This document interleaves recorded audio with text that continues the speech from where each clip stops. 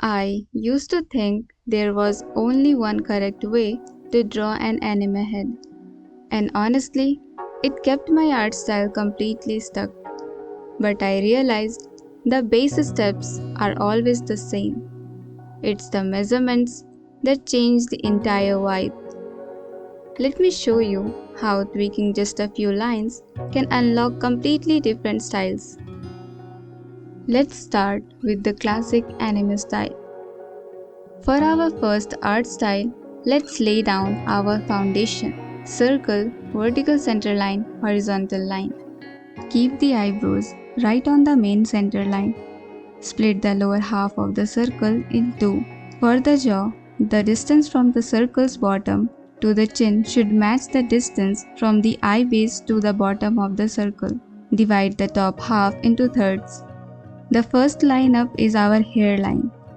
Place the nose halfway between the eye base and the circle's bottom, and rest the mouth exactly on the circle's bottom edge.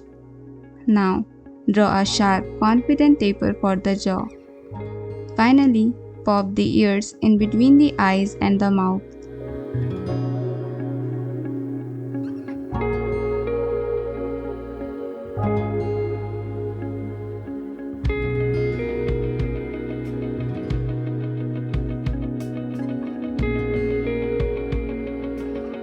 These are the proportions used for character like Nami from One Piece. Perfect for that adventurous art style. Next, we have the soft, gentle style. Place the eyebrows slightly below the center line and the nose just above the circle's bottom edge. Split the space between them in half for our eye base. The distance from the nose to the chin matches the distance from the top of the eyes to the nose. Divide the space between the nose and the chin into thirds. The first line up down is for the mouth. For the hairline, just split the top half of the circle in two. Bring the jaw down into a soft, slightly rounded taper. Finish by placing the ears from the eye base down to the mouth.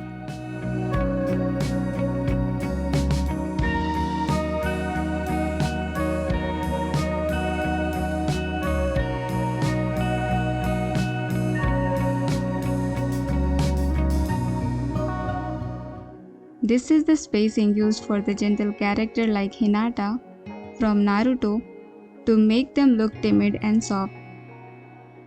Finally, we have the expressive, cute proportions. Drop the eyebrows just below the center line. Then, divide the lower half of the circle into thirds and place the eyes in the middle section. Divide the space between the eye base and the circle's bottom into thirds. The second line down is for the nose, making the nose to chin distance equal to the space between the top of the eye and the nose. Split that nose to chin area into thirds to place the mouth. For the hairline, simply divide the top half of the circle into thirds. Draw a short, small but cute pointed jaw.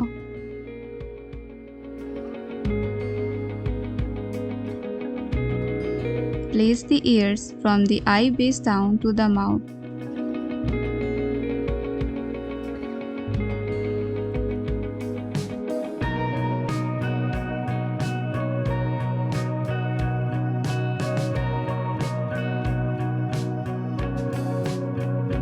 These proportions are the secret behind the character like Nezuko from Demon Slayer, highly expressive without looking like a chibi.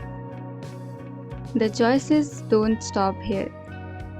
By shifting these lines, you can get the calm look of the sharp elegance of pure Forger or the classic Ghibli vibes of Sophie and Naoko. There is no single correct way to draw a head.